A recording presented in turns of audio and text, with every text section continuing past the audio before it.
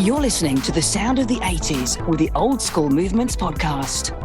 Yes, so ladies and gentlemen, yes, this is another episode of the Old School Movements podcast with myself, Baz, Chris, Stacks, and Leroy, wherever he is today. And today we have another amazing guest on the Old School Movements podcast, haven't we, Chris?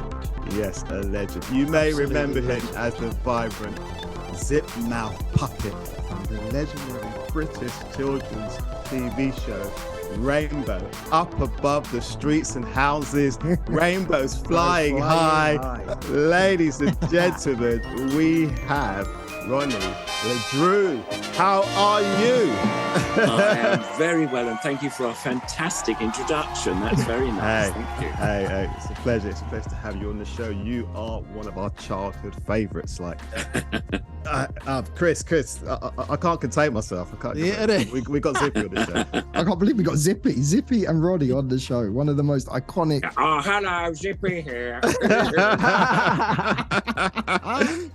I think you're one of the first impressions I tried to do when I was young. His voice said,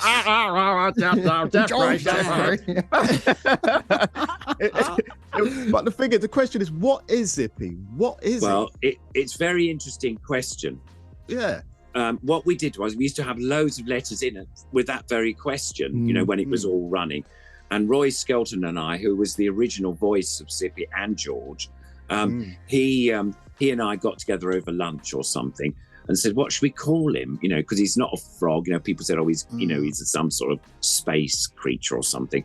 And we ended up by calling him a unique. So if anybody asks, I always say, no, Zippy is a unique. And they go, that's a brilliant answer. Like, no one could question that. Exactly. Zippy. Yeah, that is brilliant. But what was the idea behind the zip? How did that come about? Like a zip? Well, I'd love to tell you I'd tell you a story. I'm not sure whether it's totally true, but years before Rainbow was started, I was working as a puppeteer at the Little Angel Theatre in Islington, which is the puppet theatre in London there. And I was in the workshop, and I was having a set of puppets made. I'm not a maker, I'm a performer rather than a maker. Anyway, in the workshop, and one of the puppets, I better tell you the name of the sort of group of puppets. They were called the Hubble Bubbles, the name, but there you go. That's what I was. And it was for kids, you know, young kids. And one of the puppets was Grumble Bubble, and he had a zip across his mouth. And I, designed my designs were like, matchstick men, but I got the puppeteer makers, and there was a zip there. Now that was all happening, and there was other characters, of course, as well. Anyway, I was at one end of the workshop, and there was a knock at the door, and it was the producer of Rainbow, Pamela Lonsdale. She was the original producer and a researcher. And she came in and she had a word with John Wright. Now we could hear, John Wright, by the way, was the founder director of the theatre, and he was, in the workshop there too. Yeah. And I heard her say, well, we're making this wonderful new children's programme, and basically we're looking for a puppet maker to make some puppets for the programme, because it's a bit like, Sesame Street. Anyway, John Wright actually had no interest whatsoever, I hate to tell you, in children's telly as far as that was concerned. His main interest was running this theatre. He was the director. He was making puppets. He had a whole team of people to work with. Anyway, and he said, well, actually, I don't think this is really my sort of thing. And I think he may have suggested other people. Anyway, while this little chat was going on, the research was going around, looking around at the workshop, because there's lots of puppets around. And I don't know whether it's true, but I like to think it is.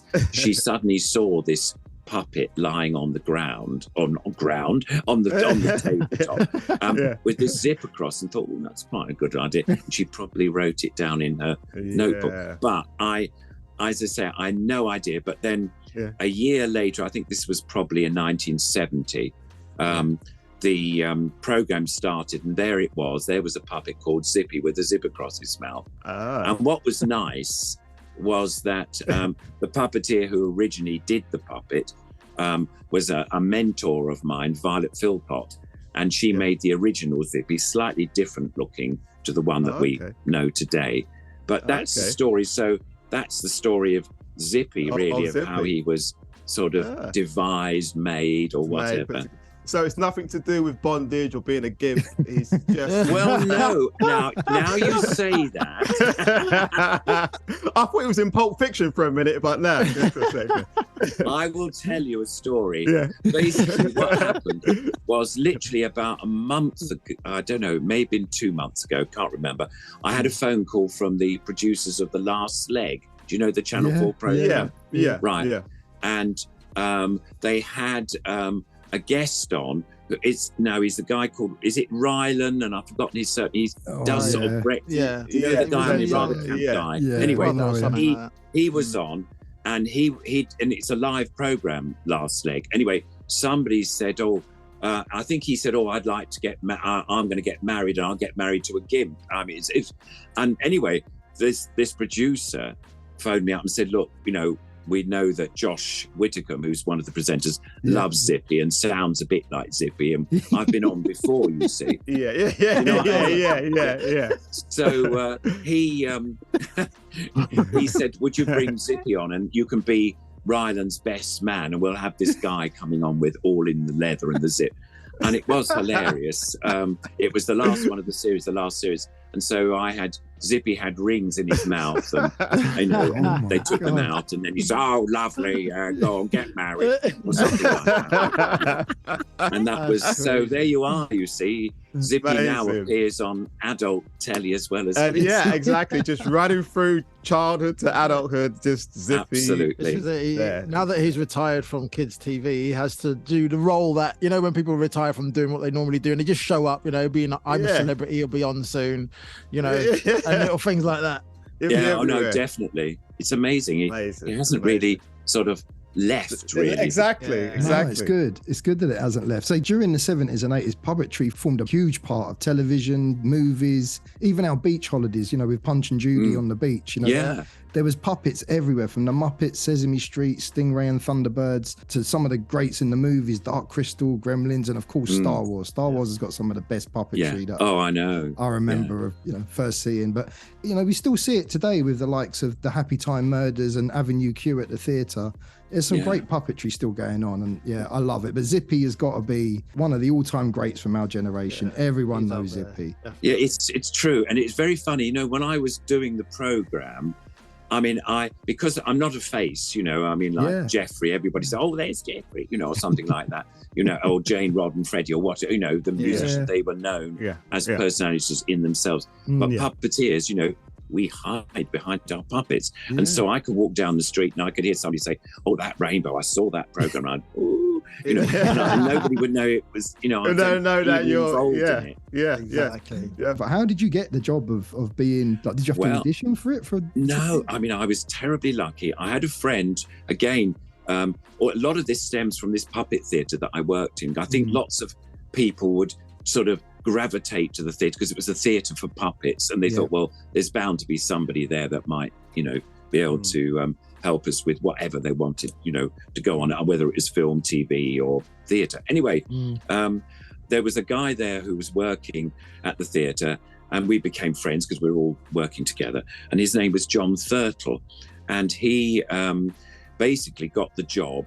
He took over from a lady called Violet Philpott, the original lady who did Zippy. Hence, there was a voice man who did Zippy's voice, because she did a voice of one of the early characters, which was, there was the two characters, actually, Mooney and Sunshine, and one of them was voiced by the original voice man, who was Peter Hawkins, who's famous for the Daleks, Bill and Ben, and Captain all that. Pugwash. Exactly, Captain Pugwash, all that stuff. Perishers, Jimbo and the Jet Set could go on. Okay. Oh my goodness, you know them all. That's right, better than me.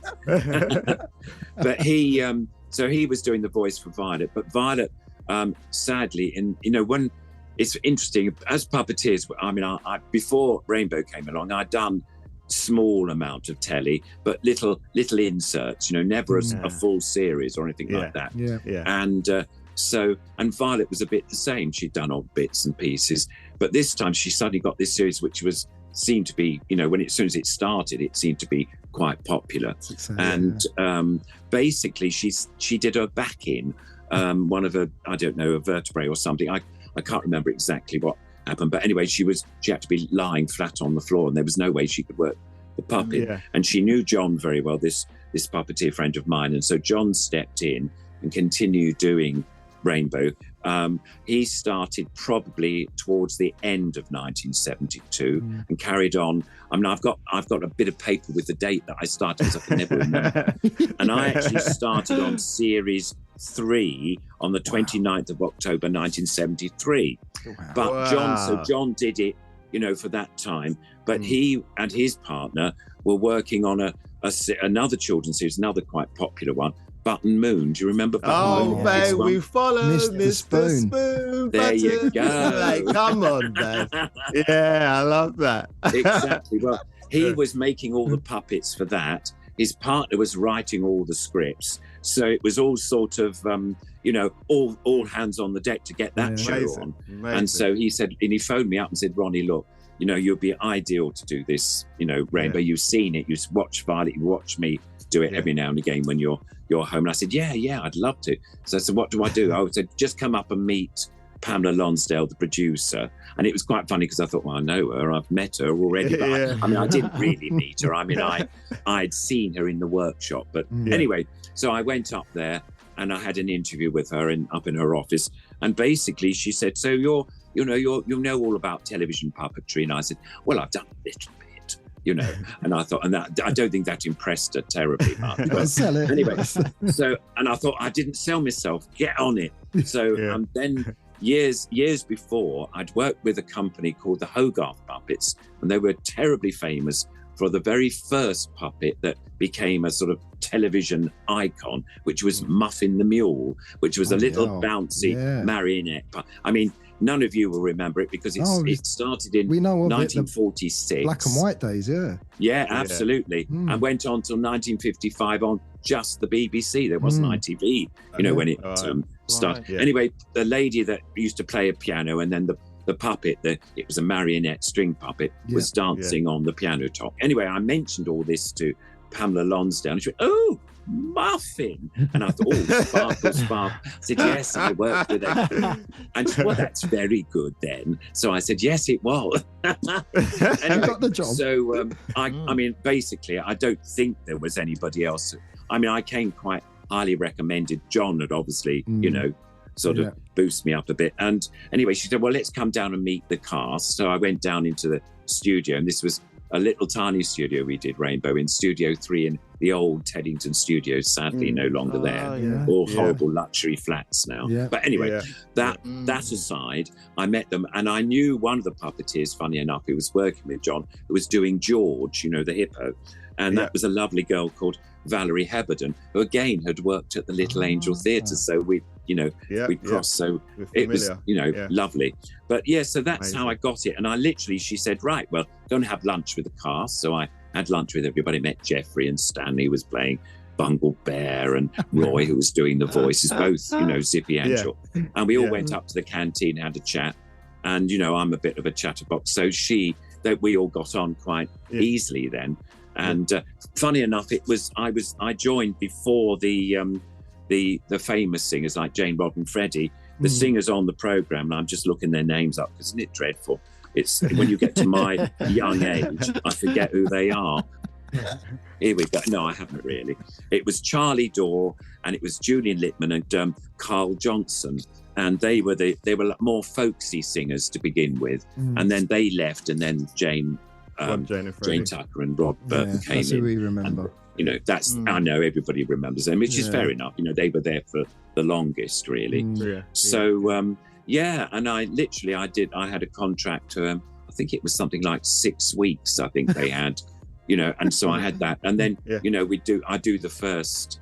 I did the first lot, and I was quite nervous, working the puppet. And I had a monitor to look at the puppet and blah, blah, and mostly at the window. I was going to ask how that worked, So behind the counter, so there was you and, is it Valerie, did you say? There was Valerie and I sitting, behind the counter, but also at that table. And we had very low seats. So I remember me and Chris, we were on Rainbow when we were little. Oh, tell us now, remind me. Back in the 80s. And we were so excited to see Zippy, we thought George, we were and going to see Bungle. Zippy and George. And they didn't turn up. Lovely. It was only Rod, Jane and Freddie. Was it Teddington or was it another one? Gunnersbury Park it was. So not far from Teddington. Yeah, no, I know. That's the next Rainbow series. That is the one I did. Well, I'll show you, I think. Must have been... 80s. Wait a minute. Oh, it's about 84, 83, 84. 84. Oh, no, it was still Rainbow. I mean, still the Thames one, sorry. So was Jeffrey there with you? This was, you know the segments when Rod, Jane and Freddie have a song and there's a little break and they sing about we were singing about the colour red. The red, yeah. So we all had to wear red jumpers. We all had to wear red clothes, yeah. Oh, got you. So you were in the singers film. Yeah, got you. Yeah. So it must have been you lot having a scene. Oh yeah, now whatever you say, and then terribly good. Came. Don't do it so well. I mean, I want the job. I want the job. So yeah, and then we were singing about the colour red, and we were excited. We're like, yeah, we're gonna meet Zippy now. Yeah, we were so upset when they weren't there. And then it was Rod, Jane and Freddie. But now we've met you. It's taken 40 whatever years. 40 years. Oh my God! Well, there you are. He's there.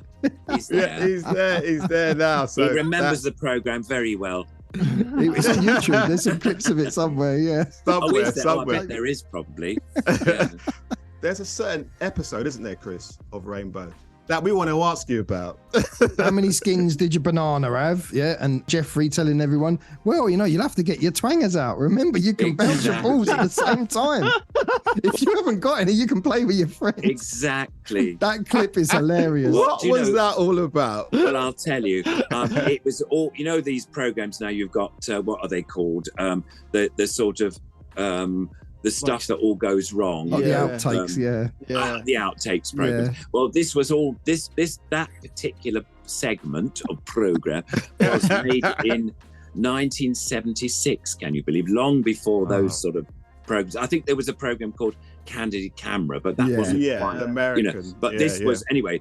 And what happened was there was a competition between BBC and ITV, internal competition about collecting all the sort of, I'm going to say swearing, but all people's mistakes. Bloopers. And they said, Rainbow, there must be some funny thing. Of course there was terrible things we used to say. Imagine. But the thing is, our producer at the time was a different one from Pamela, Charles Warren. And he said, look, we'll gladly do something for this sort of internal VTR, videotape recording people, and they'll put them all together, and it is like a mini competition to see what happens. Anyway, so we did it, and at lunchtime we wrote it. We just put in what we could think of, and we thought we can't swear. He said no swearing. It's got to be like a rainbow. It's got to be, absolutely rainbow. So we said, yeah, absolutely fine. So we got, Zippy starting, skid 2, skid 3, skid 4, and then there's George saying, I've only got a small one. And then Zippy looked down, I mean, it was all this sort of rubbish, And then Jane came in and she said, I like playing with my knockers. And of course, she's got these wooden bricks, but everybody else knows. It Jane, just worked. And you said Jeffrey playing with his balls, his twanger, and his balls. And the twangers. Oh yes, that's right. How did you do that? Keeping a straight face. Oh, I mean, it's just you must have been on the floor. Roddy's all right. He's hidden behind, so you can't see him cracking up and laughing. But for Jeffrey, how did he keep a straight face? I do not know how any of us did, because if we laughed, they'd hear it because the boom mic was on for Jeffrey. Yeah. So we had to, But it was amazing, and as I say, it was made so long ago. But then a few years went. Oh, we won it, by the way. We got a letter. I would have thought so. With that was the funniest, blooper, if you like. And I think there was just a letter from the head of children saying, "Well done, you've won." Anyway, so that was that. But then I think when Channel 4 started late night programs, literally 2 a.m. or something stupid. I can't remember who it was, but somebody had got hold of that clip, I suppose one of the camera, I don't know. Anyway, and they put it on late night on Channel 4, and people, I mean, I don't know, loads of people watched it and thought, oh, this is hilarious. And then And so it's like, we must, try and get rid of all these copies or something. It's Thames being a bit worried about their lovely program. And then, what happened was, obviously, I don't know, but people kept theirs. They probably videoed it, and that was the thing. And so when YouTube started, well, there you go. Worms, didn't it? Viral, it was out there, and it was very funny because Fremantle used to take, who owned the rights by then, used to take it off, but then as soon as it was taken off, somebody else put it back on again. So in the end, they thought, oh well, we'll have to leave it. It's on. And it's got an audience. It's out there my now. Goodness. Everyone asks about that. They always ask about that. It's in the book. I've got the script in the book. So when you buy the book, you can actually have to read that. It was very funny because I've got authors who wrote most of the stuff. I'm a chatterbox, and they were writing everything down, and and they said, we must do something about the naughty rainbows, they used to say. And I said, nobody wants to know about that. I said, oh my God, they'll love it. They sure do. Anyway, the script was published, I think, in the Sun, or I don't know when it was, but ages ago. So anyway, it's in here somewhere. So get the book. I have to buy the book to read it. Yep. Them scenes have now got like what you call the Mandela effect. People actually think they're real shows. People think that's proper shows from the 70s, and that's how raw we got taught as kids in the 70s. They don't realise that they were just bloopers, like you say, outtakes that outtakes out, and they are hilarious, and I think that they've done good for our generation, seeing them now, thinking we used to think they would do things like this, exactly. But this is the thing. It was interesting because when working at Thames, it was the biggest commercial company, and they were doing big variety shows, Morecambe and Wise, Benny Hill, and the huge dramas. It was fantastic. It was a fantastic era. I was very lucky. 70s, 80s, 90s, or 70s, 80s anyway. 70s, 80s, really. The greatest. Marvelous, you see. I used to, every program we did over 1,000. That was always put on at the beginning, with the credits, with the titles. It's so funny. So if I hear that now, I think, got to get ready. No, I have not. But no, it was a fantastic era, and all the cameramen. There was about 5 camera crews, and they used to, be. One crew would come in, do Rainbow, another one would be doing the dramas or the quiz programs or whatever it was, or This Is Your Life or something in Studio 2. And we were in this little tiny studio down the corridor, number 3. And I think, it was lovely. The camera guys, the crews, loved coming in to do Rainbow because they knew they'd have fun, because we sort of knew what we were doing by the time we got to the studio anyway, so as far as the puppets and everything, and because we'd worked together for so long, there was a little time to have fun and be naughty and stuff, and we did, especially if Jane's getting a maracas out. Exactly.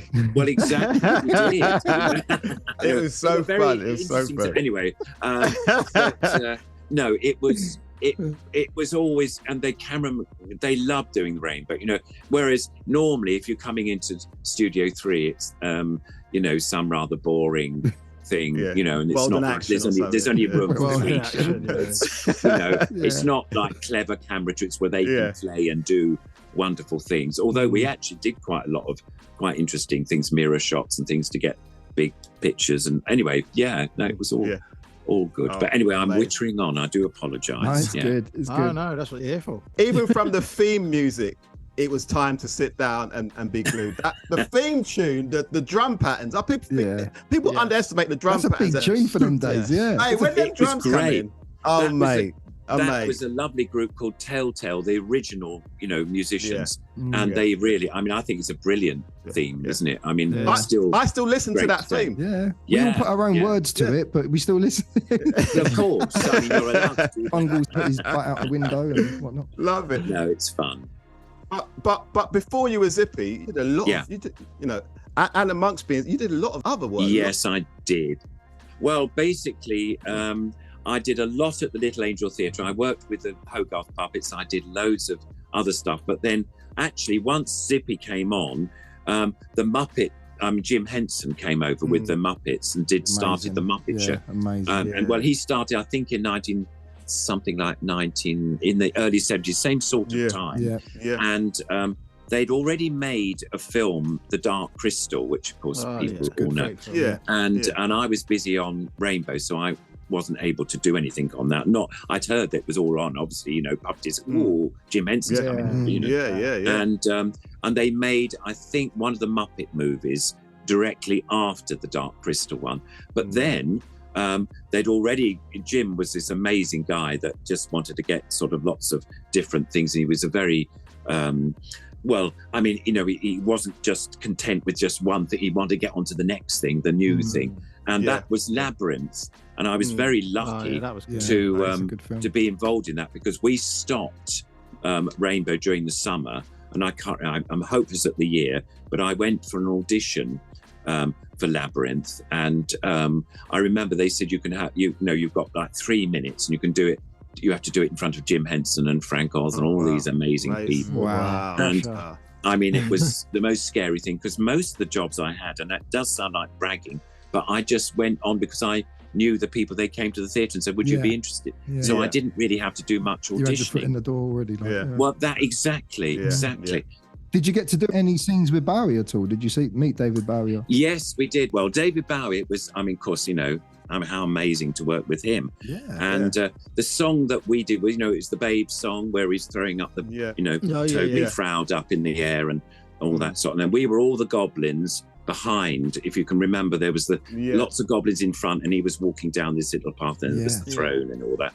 And anyway, that took about 3 days to do, because amazingly, because there was different shots, and there was so many things in that one scene. There was I think there was probably about 40 puppeteers all putting their hands through holes in the plaster with these goblins, and we were all just singing the chorus. We weren't singing, it was already re-recorded, but mouthing the thing. And anyway, to answer your question, did we meet David Bowie? We did. In those days, we were allowed to take pictures in the lunch hour, and we were taking pictures of each of us holding a goblin. I was sitting on the throne or something, not the throne, Jared's throne.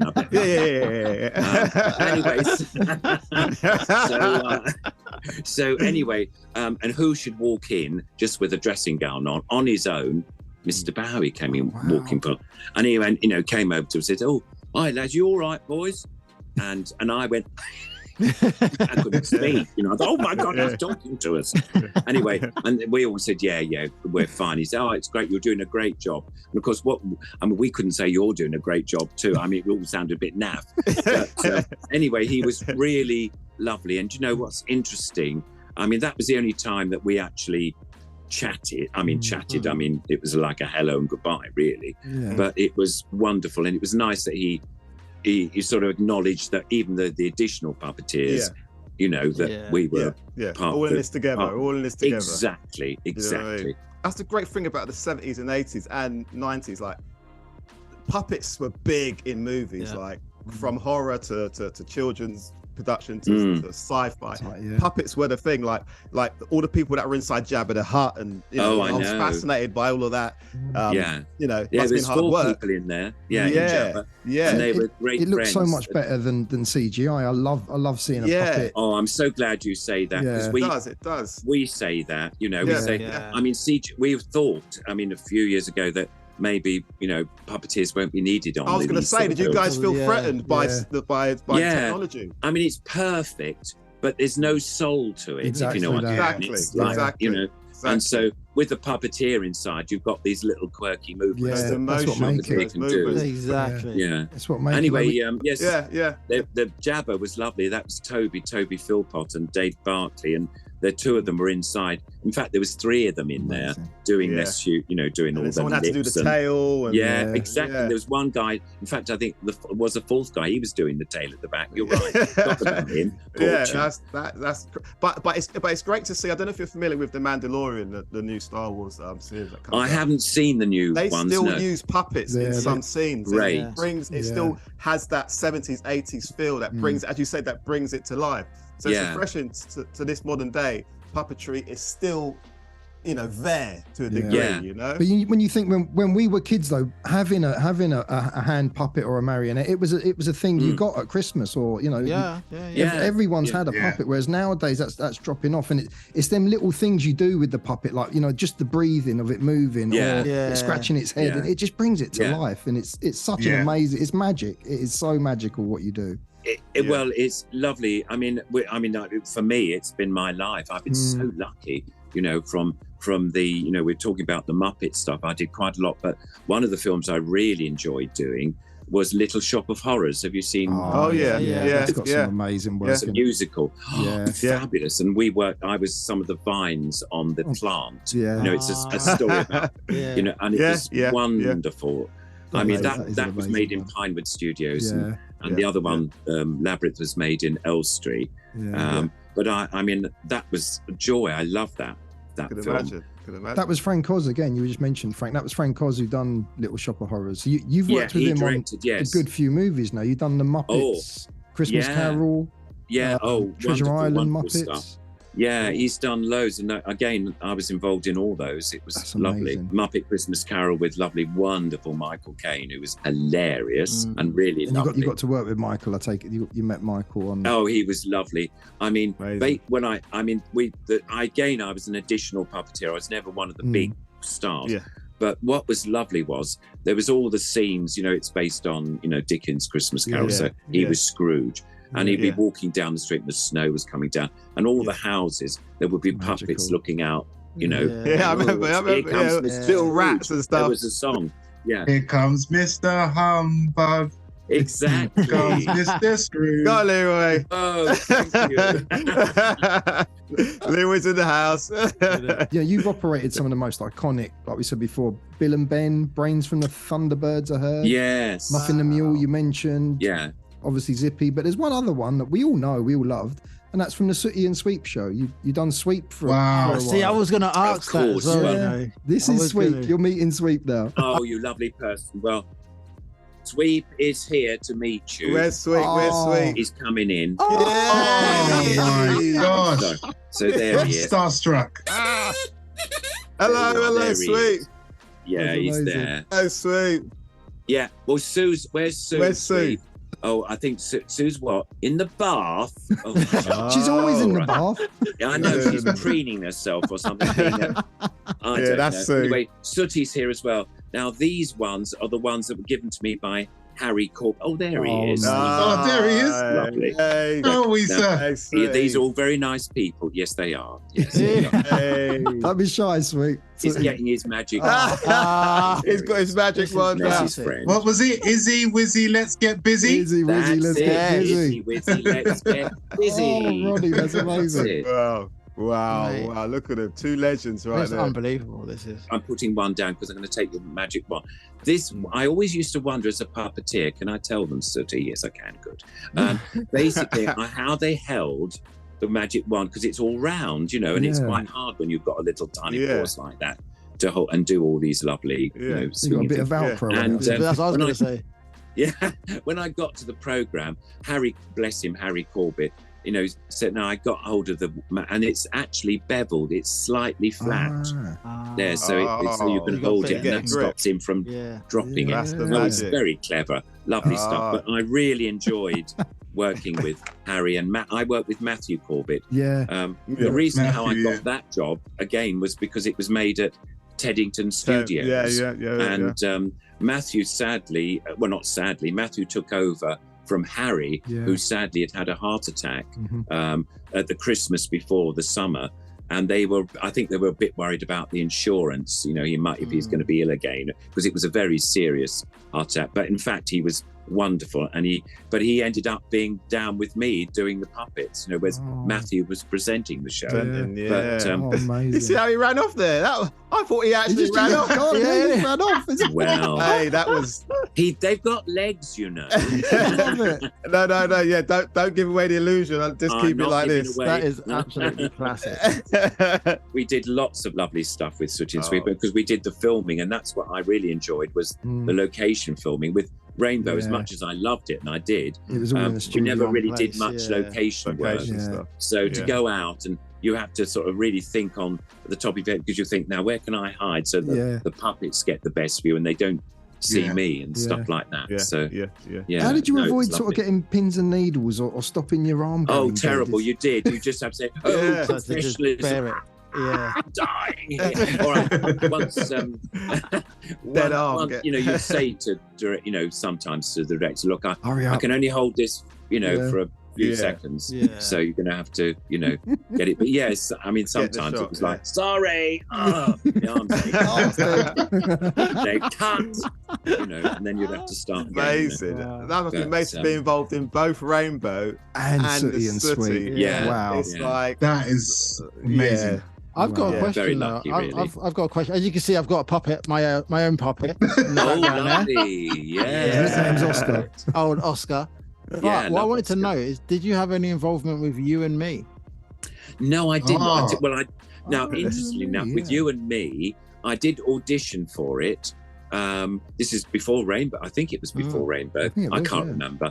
But wasn't it Gary Wilmot that got was the presenter? There was a lot of different ones. But there's a guy called Francis Wright who did. Is it Cosmo and Dibs or something? Cosmo and Dibs, Yeah. There was a girl who had a lovely Newcastle accent, and Francis did the other one. But no, I didn't. But I did meet the people. I think Gary was one of the presenters, and there was quite a few, I think, over the period. You and Me. Rainbow and You and Me were they were my two favorites, but the puppets were kind of similar. Like, if you look at the hands, they were kind of similar. Right. And they had the lip sync and the Me as well. live, and they were like at a stall, a market stall. Yeah, Cosmo and Dibs, yeah. That was a friend of mine, Francis Wright, who did that character. Another series you might have seen was Mortimer and Arabelle. Did you ever see that? It was a kids program. It was all puppets, and there was a children's illustrator called Quentin Blake, who's still around. I think he's Sir Quentin Blake now, but he does lovely cartoony, his drawings, story drawings. And we did a puppet version of that for the BBC. That was great fun to do. Okay. But When Francis was involved in that as well. What time was that? That was, I think, again, probably more like the 80s, maybe it'd be middle of the 80s, I think. The name of it. Yeah. Do you prefer sort of the glove puppet or the marionette? What's the for you? Well, that's interesting. I started off with the marionette because the Little Angel John Wright was famous for carving most beautiful marionettes. Yeah. And I still love working the marionettes. Yeah, I think I was really lucky to have started off with a string puppet, which is probably the most difficult puppet to work. It's quite complicated, and then going on to all the other types, the rods, the gloves, the shadow puppets, the mixture of all sorts, you can get all mixtures.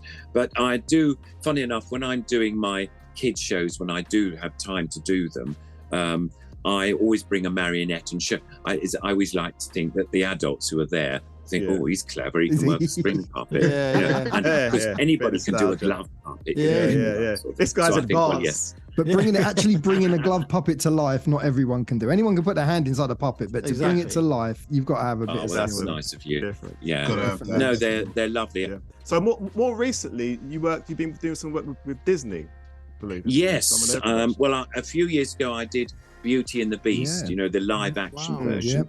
Now, what I did on that, you wouldn't see you wouldn't see any of my work. It was basically, I had, funny enough, we're talking about string puppets. I had my marionette.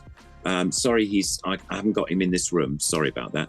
But he's about he's more than 8. He's about 26 inches high. And I was using him to pretend to be, what was the candlestick guy? Lumiere. Lumiere. And so the actors had a reference to look at. Exactly. So we had candlesticks put on his hands, one on his head, and I was working that, and that was great fun. I also did Lumiere's Girlfriend, which was just a puppet on a rod that was in the ballroom and it flew around. Plumette or something like that. I can't remember, some silly name. And I did that. Anyway, I did that bit, and that was down at Shepperton Studios, and that was fun. There was lots of actors and extras and all sorts. Amazing. It was great fun to see, and wonderful. I mean, all the kitchen set in that film was amazing. Yeah. It was almost like puppets. There were saucepans bubbling and the lids going up and down. Clever, I mean, it was very fabulous stuff. Very clever, lovely stuff. And anyway, last year I was doing a pantomime of Cinderella at the Norwich Puppet Theatre. There's an old church. It's been around now. I think it must be nearly 30 years old, this Norwich Puppet Theatre. Anyway, whatever. I was working there doing Cinderella with marionettes, funny enough. And I got an email saying, hello, this is, can't remember his name, David somebody or other. We worked together on Beauty and the Beast. And we've got another Disney film coming out. And I thought, oh, right. This one's special. Yeah, exactly. So I said, oh, right, okay. They said, well, we can't tell you anything about it. Would you be interested in being a part of it? And I said, well, of course I would, yes. But they said, well, perhaps you can come up and see us. We can talk to the director and blah, blah, blah. And I said, I can't. I'm in the middle of a panto. I can't leave Norwich. And I said, but we can do Zoom. Zoom's wonderful, you know. Anyway, so literally like this. I'm sitting in my digs in Norwich, and the director came across and said, yes, well, what we want to do is it's and it was amazing. It was the guy who directed who's what's it called, Robert, oh god, wait a minute, was it Roger Rabbit something? There's a lovely film Who Framed Roger Rabbit? Who Framed Roger Rabbit? Yeah, that Who Framed Roger Rabbit. Thank you. Senior moment. And anyways, so I said, oh, it'd be lovely. He said, well, what we want a marionette, of this film. And I said, I had to sign an NDA, which is non-disclosure thing. Yeah. And I thought, oh dear, And once I signed that, I said, so what is it? And they said, well, actually, it's Pinocchio. We're doing a live action of Pinocchio. And I went, oh my God, how wonderful. And they said, because who's going to be doing Geppetto. And I said, no, how should I know?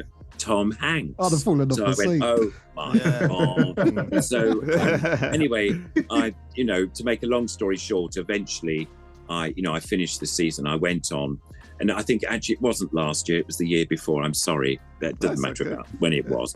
And I finished that season, and I came up, and I went down, and we had Zoom meetings because it was COVID time or just after COVID. And there was this is, we've got how many? 1, 2, 3, 4, 5 of us on it. There was about 35 or 40 people. Was Tom in amongst there? Yeah, and no, his picture. Sadly, he didn't. No, it was all the technical people. The director, the art director, the important people. And I'm yes. And I'm sitting there thinking, well, they won't ask anything about the puppeteer, but I mean, they did. They sort of said, and you'll be doing the Pinocchio, and it will be coming from America.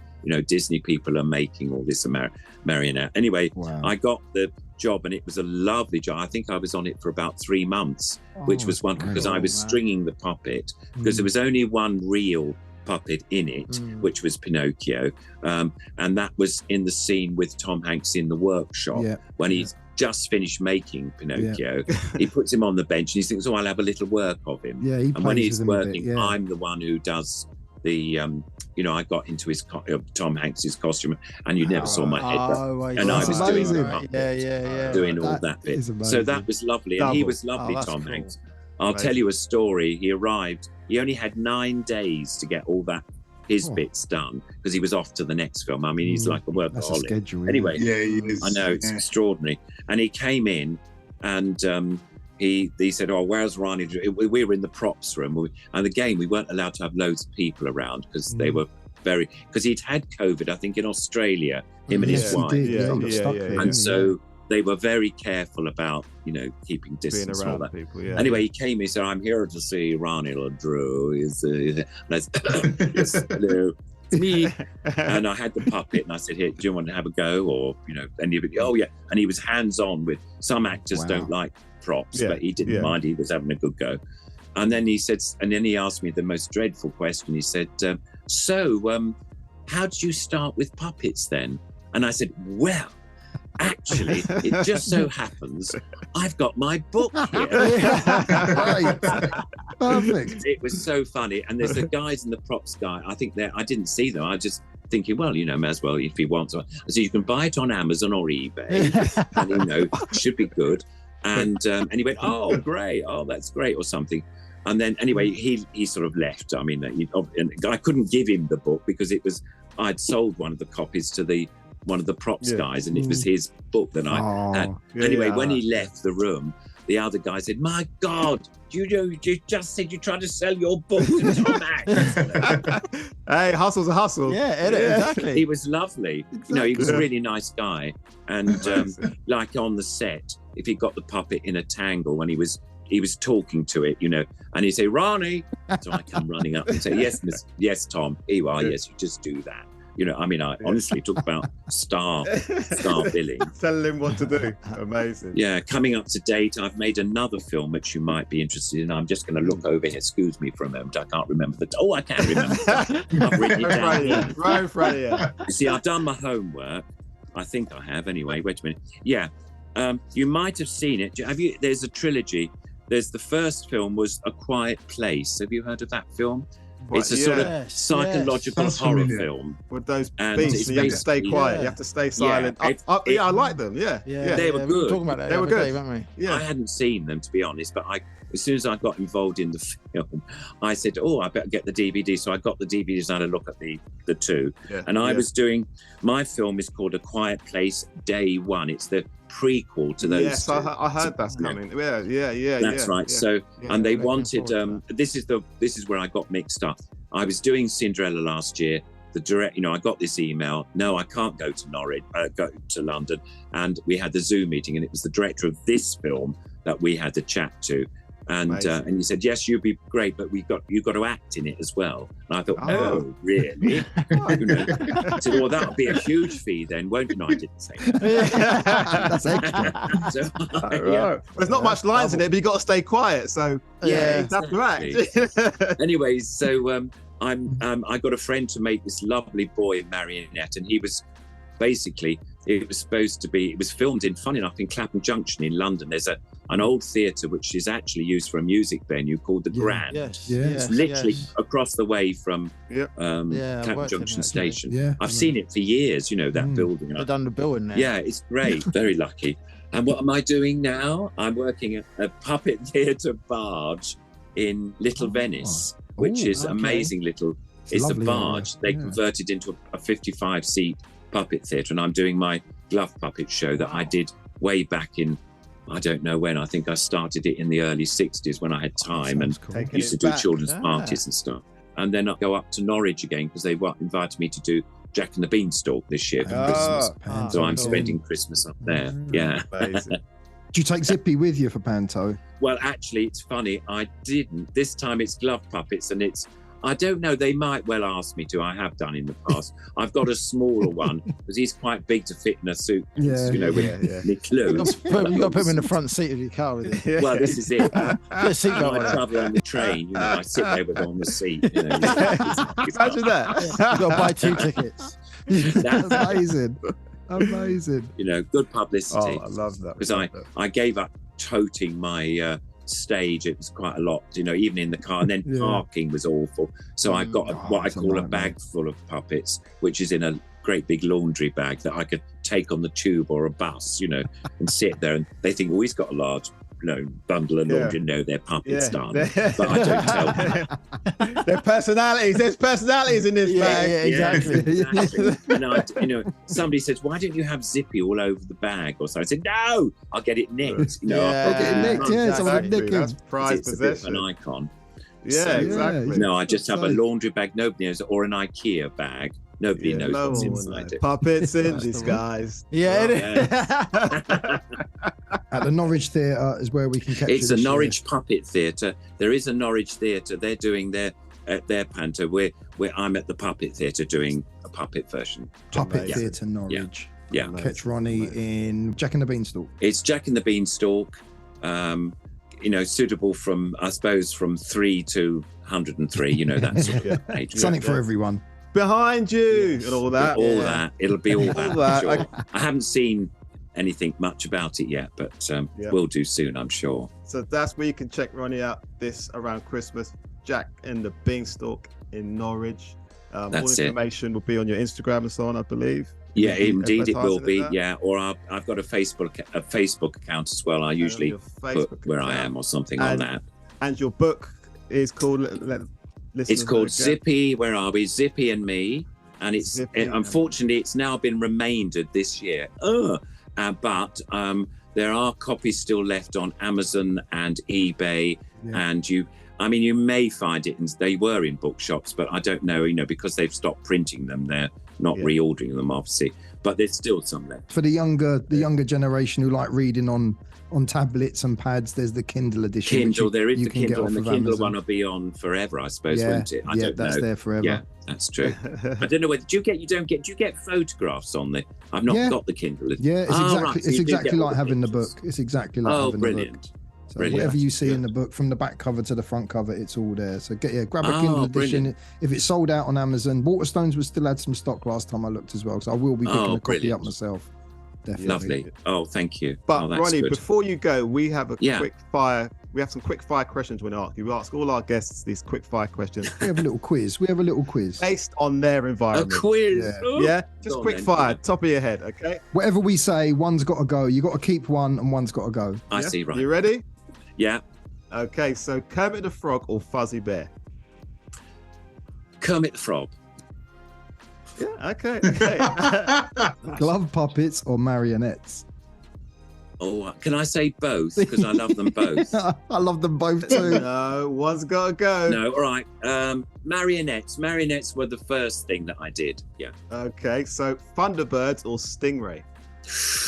Ooh. Oh, I love them both hard as well. questions, All right, man. I'm going to say Thunderbirds because I love Parker. He was Okay. funny. And Lady Penelope. Yes, my lady. Basil Brush or Roland Rat? Oh, God, both, you see, because I work for both of them. I Have know you done them Roland both. Rat? Yeah, I did. I worked as one of his paws or something for a couple of Vroom, years. vroom. Yeah, I know. Who I are you love choosing? it. Who are you choosing? I better say Basil Brush because I don't see David's in America now who did Roland Rat. He lives out there, and Basil's around in this country. So Basil. Okay. Rod Hull, Emil, or Bob Carrollgy, Spit the Dog? Ooh. Oh dear, they are. I'm going to put Emu because he used to make me scream with laughter. He was funny. Very unpredictable. I love Spit the Dog as well, though. There's somebody at the door. If you think that question was hard, Chris, tell him the last question. The last question. Who's the best? Who's got to be only one? George or Bungle? George. Gotta be George. It's gotta be George. George all day long. But he was Zippy's foil, you see. He was Zippy's foil, so he had, was. Yeah, George all day long. Yeah, it's like Bert and Ernie. You always have Zippy and George. Exactly. Yes, Jeffrey. Oh, no, stop, Leroy, stop. He's a bit more like would you, Jeffrey? No, it was all like that. Zippy, you know. Yes. Ronnie, it's been a pleasure having you on the OldSkool It's podcast. been amazing. One of our childhood favourites. Oh, well, thank you. Yes. Ronnie, could I just say you've been a legend and thank you for being such a part of my childhood. All of our childhood. Oh, Thank you so much. It's been 100%. such fun talking to you guys. I've loved it. And you're so easy. I mean, I'm just wittering on for me. We could chat for ages. So the memories you've brought us is amazing. Thank you so much. Ronnie, just before you go, could I just have a farewell from Zippy, please? Of course you can. Yes, indeed. Well, he's going to... I'll tell you what, let's take him off his stand. Sorry, here he Zippy, comes. This is very embarrassing. Oh, my gosh. I'm He's showing starstruck. his knickers. Yeah, for real. No, we saw Sooty and Sweep earlier. This is like... I know. This is amazing. You know, like seriously. There we go. It's our own little shows. Here he is. Oh, Yay. There he is. Hello, everybody. Now, I've just got to say thank you for your brilliant podcast. I think it's marvellous, and you're all brilliant to talk to. And now I'm going to spend the next 2 hours talking to you now. But I better not, because I know we've run it out. Thank you so much, Bye-bye, Zippy. everybody. Thank you. Zippy. Thank you, Zippy. Bye. Zippy, bye. You're a legend, sir. You're a legend. Ronnie. Absolutely. Thank you so much. Well, it's been an absolute pleasure. It has been an absolute pleasure. Enjoyed it. Cheers. You're a legend, Ronnie, mate. Thanks a lot. Thank you. Thank Bye. you. So Thanks much. a lot. Goodbye. Mate, that was a good That fun was- podcast. That was a surprise. Did you? You guys didn't know. You Yeah, guys they didn't didn't know. know. did Yeah. Mate, that's a And then superstar, man. So for him to turn up with Zippy on his With shoulder, I was literally like, oh, Yeah. Yeah, me too. Yeah. couldn't believe what I didn't see it sweet. Oh my God. Yeah, sleep and see. That was Straight wicked. away, I was like, oh my God, are you kidding me? How did you Zippy. do that? Yeah, I was stunned. And I was Leroy stunned. came in like, you know, in assembly, when assembly's already started, you have to come in late. You have to just be quiet. Yeah, Great feeling, yeah. sit down. Didn't even get excited or nothing. He Yeah, just like, yeah. shit. And they talking to Zippy. Those were the days I remember.